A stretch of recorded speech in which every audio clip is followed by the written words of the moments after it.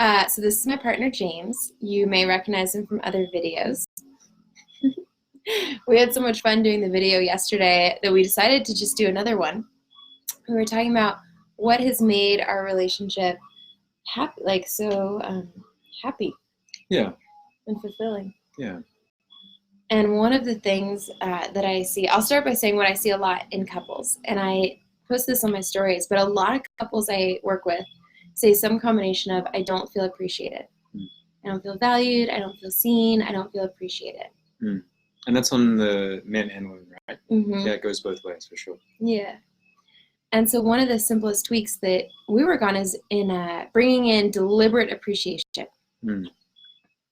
So the way this works is we have a little ritual that we do in the morning, and we do 3 gratitudes for anything in life, 3 appreciations specifically for each other, and then 3 desires that we want to experience that day, that week, whatever.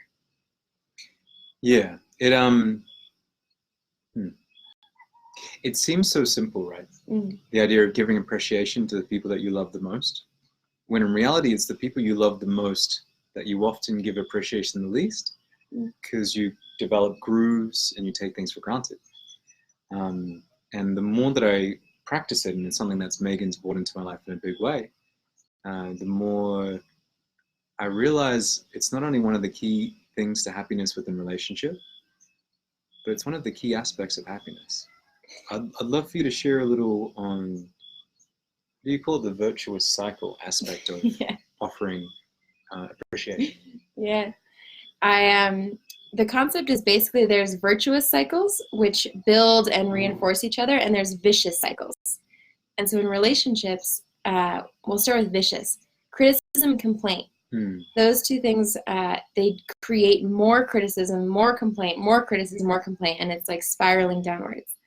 Appreciation and gratitude, and sharing this with your partner is like a deliberate practice, is training your brain to see more of it. And so it creates a virtuous cycle where you spin upwards into more happiness, more joy, more satisfaction. Can I do that exercise with you? Yeah. So a great way to think about this is, it's actually a neuroscience thing that's part of our brain that helps with this, though. Very easily, just whatever space you're in, take a look around the room and notice all of the things that are colored brown. So have a look around, like the ceiling, the floor, the walls, your laptop, the desk. What are all the things that are colored brown? Good. Now tell me how many things you noticed that were colored green. None. Right? Yeah. Because your awareness I wasn't is looking for green. So simply on the very first task. So another way to say this is like, whatever you train your brain to recognize, you'll recognize. Another way to say that is, have you ever met a person that always finds a way to be pissed off? Like no matter how good things are, they always find a way to complain? Yeah. And I think in relationship, it's the same thing. You can reinforce, as Megan was saying with the cycle, all of the things they're not doing, or you can reinforce all of the things you really appreciate, and therefore notice more things that you appreciate about. Totally. And I found even in our relationship, if we get into a spot where it's like kind of crunchy or whatever, as soon as we start doing our morning practice and like actively finding things to be grateful for and actively finding things that I like about James, even when I'm like, he's so irritating, there's nothing good. Okay, brain, there's something good. That doesn't happen very often. And then I'm like, okay, brain, there is something good. There's something to appreciate here. It's the practice of looking for it that I keep finding it. Yeah. And I talked to this couple that had been married for 50 years. And I asked, what's the secret to your relationship? And she told me, she said, there's always a reason to stay, and there's always a reason to go, and you choose what you put attention on. Oof. That's powerful. Right? Can you say a little, like one thing that Megan really helped me with when it comes to appreciation is the way that you do it. Because it's not just saying thanks. It's not just recognition, right? Like you take a little deeper. Can you help explain that? Yeah, sure. I think there's 2 things that make appreciation really powerful.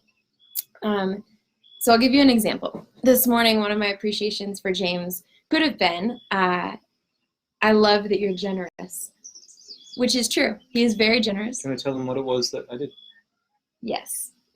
And it's true that he is very generous. But when I was thinking that, I had one specific moment in mind that led me to the assumption of generosity, which was we were sitting in the pool this morning and the sun was bright and I had forgotten my sunglasses. And I just said like, oh, it's so bright out. And he takes his sunglasses off of his face and gives them to me. And it was so simple, but it meant a lot to me. And so when we did our morning ritual, I said, when you took your sunglasses off and gave them to me, like I felt loved and taken care of. And I showed him through my like body and my face. I was like, that touched me. Yeah. And I think that example has two things in it. The first one is it's specific. So there's always like a specific moment when something that your partner did touched you. And then the second one is letting it impact you.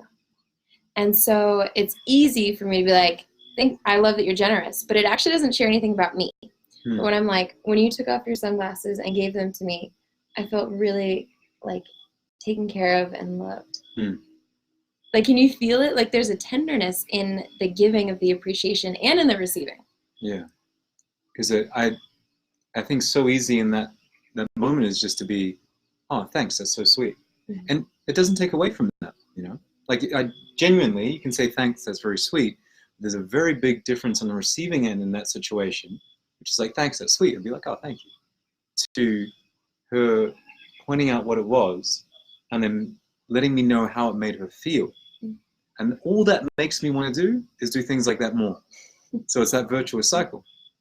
Can I suggest something for them? Mm-hmm. If you're watching this now, whether it's live or you're watching it after the live, my little mini challenge right now is to post something in the comments about someone. Right? Yeah, I love that idea. You don't have to name them. You can name them if you want, but be like, oh, this person did this thing for me. Yeah. And it made me feel this. It can be simple, it can be deep, it can be profound, it can be anything, but state what the thing is specifically and how they made you feel by doing it. Oh, that's such a good challenge. And I can't wait to read yours. And hopefully as you read other people's, you'll feel inspired too. Yeah. I want to know one of yours. Huh? I want to know one of yours. Huh. Well, not to be put on the spot or anything. I would say,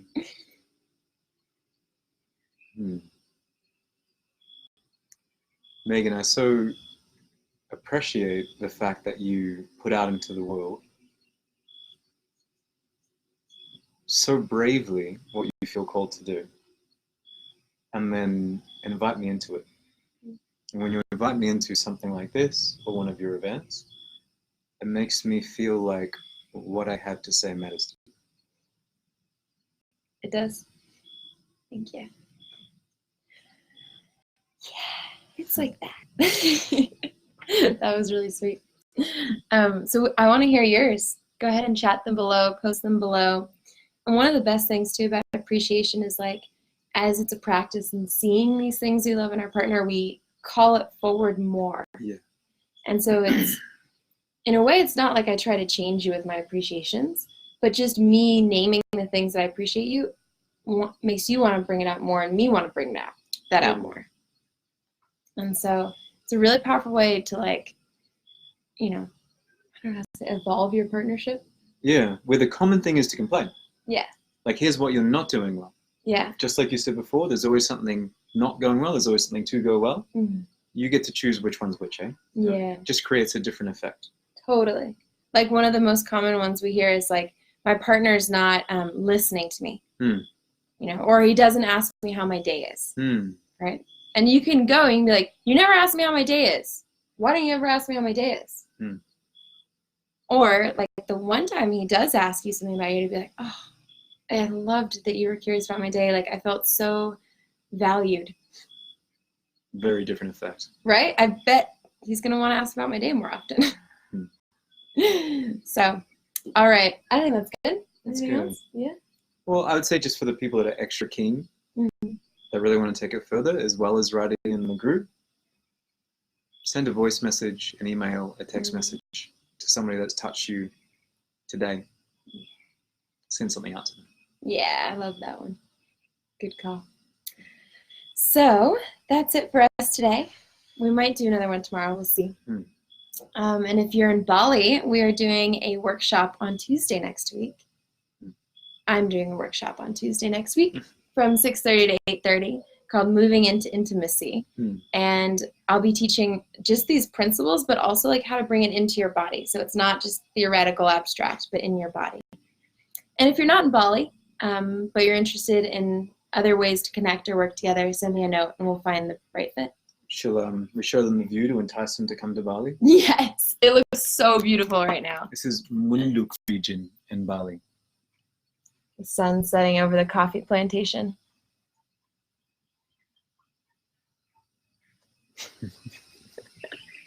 All right. All right. Bye, you guys. Bye-bye.